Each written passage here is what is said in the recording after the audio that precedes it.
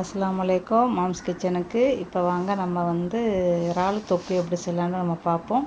அதுக்கு முதல்ல என் சேனலை ஃபஸ்ட் டைம் பார்க்குறவளா இருந்தால் சப்ஸ்கிரைப் பண்ணுங்கம்மா. உங்கள் ஃப்ரெண்டுகளுக்கும் ஷேர் பண்ணி விடுங்க, லைக் பண்ணுங்கள். உங்களுக்கு இந்த வீடியோ பிடிச்சா செஞ்சு பார்த்துட்டு எப்படி இருக்குன்னு சொல்லுங்கம்மா. இது செய்ய கரெக்டாக 15 நிமிஷம் போதும் நம்மளுக்கு. இறாலை உரிக்கிறது மட்டும்தான். இறாலை உரித்து வெட்டிட்டேன்னா 10 நிமிஷத்தில் வேக வச்சிடலாம். வாங்க, ஒரு தக்காளி, பெரிய தக்காளி இருந்தால் 1, சின்ன தக்காளி இருந்தால் 2 எடுத்துக்கிறேங்க. 2 வெங்காயம், கொஞ்சம் கொத்தமல்லி இலை, ஒரு 2 சின்ன பச்சை மிளகா, அப்புறம் ஒரு ஆளை நல்லா சுத்தமாக உரிச்சிட்டு மஞ்சத்தூள் போட்டு கழுவிட்டு உப்புக்கெல்லாம் போட்டு கழுவிட்டு எடுத்து வச்சுக்கிறோங்க. 2ஆக வெட்டிக்கிறேங்க மறால்.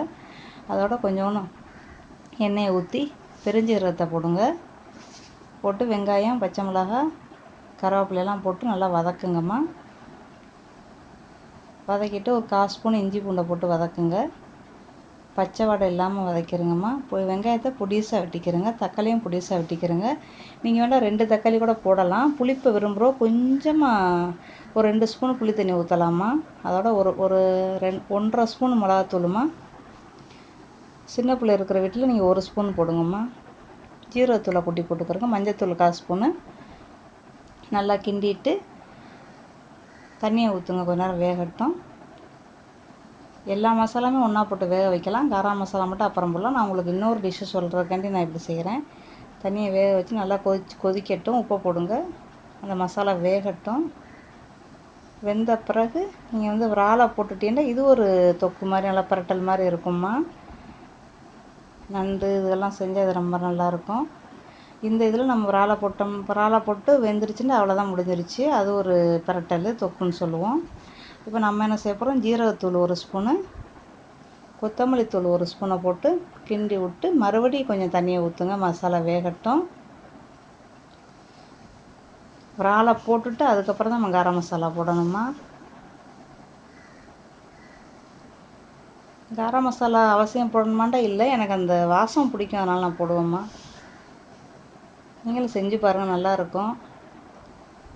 சின்ன பிள்ளை இருக்கிறவங்க மிளகாத்தூள் 1 ஸ்பூனை போட்டுட்டு 1.5 ஸ்பூனு இல்லை 2 ஸ்பூனு ஜீரகத்தூள் போடுங்கம்மா. இல்லை கொத்தமல்லி தூள் 1.5 ஸ்பூனு, ஜீரகத்தூள் 1.5 ஸ்பூன் போடுங்க. எல்லாமே நான் சொல்கிறது ஃபுல்லாகவே சின்ன ஸ்பூனு தாம்மா. இப்போ கரம் மசாலா ஒரு 1/2 ஸ்பூனு போட்டு நல்லா வெந்துக்கிட்டு இருக்கு.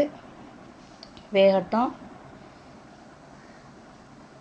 இறால் சுருக்கா வெந்துரும்மா. நம்மளுக்கு ஒரு 5 நிமிஷம் வெந்தாலே போதும். மசாலாவை ரொம்ப போட்டு கொட்டிட வேணாம். இந்த அளவுக்கு செய்யுங்க. இது கரெக்டாக 20 இறாலுமா. ப்ரௌன் 20. அவ்வளோதாம்மா, நல்லா வெந்துருச்சு. இது சப்பாத்தியோட, சாம்பார் சோத்தோட, ரச சோத்தோட சாப்பிட ரொம்ப நல்லாயிருக்கும். தயிர் சாதம், பருப்பு சாதம் எல்லாத்துக்கும் ரொம்ப நல்லாயிருக்கும். ரொம்ப நல்லாயிருக்கும். செஞ்சு சாப்பிட்டு பார்த்துட்டு எப்படி இருக்குன்னு சொல்லுங்கம்மா. அதோட கொத்தமல்லி இலை இருந்தால் கொஞ்சம் தூவி விடுங்க, இல்லை புதினா இலை இருந்தாலும் தூவி விடுங்க, உங்கள் விருப்பம். ரெண்டுமே இல்லையா, கருவேப்பிலையை லேசாக எண்ணெயில் போட்டு பொரிச்சு எடுத்து அது மேலே போடுங்க. ரொம்ப நல்லாயிருக்கும், பார்க்க அழகாக இருக்கும். அவ்வளோதாம்மா, வெந்துருச்சுமா.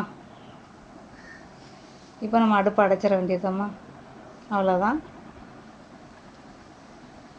இறாலை ஆஞ்சு அதில் வெட்டிட்டு எல்லாம் எடுத்து சமைக்கிறதுக்கு எனக்கு வெறும் 15 நிமிஷம் தாம்மா. சோறாக்கிட்டேன், பீக்கிங்காய் பரட்டிட்டேன், எல்லா வேலையும் முடிஞ்சிருச்சுமா. அவ்வளோதான். இதை செஞ்சு பார்த்துட்டு எப்படி இருக்குன்னு நீங்கள் சொல்லுங்கம்மா. நீங்களும் உங்கள் பிள்ளைகளுக்கு செஞ்சு கொடுத்துட்டு எப்படி இருக்குது அப்படின்னு சொல்லுங்கள். ஓகேம்மா, மீண்டும் சந்திப்போம். பிடிச்சிருந்தா லைக் பண்ணுங்கள், ஷேர் பண்ணுங்கள், சப்ஸ்கிரைப் பண்ணுங்கள். தேங்க்யூ.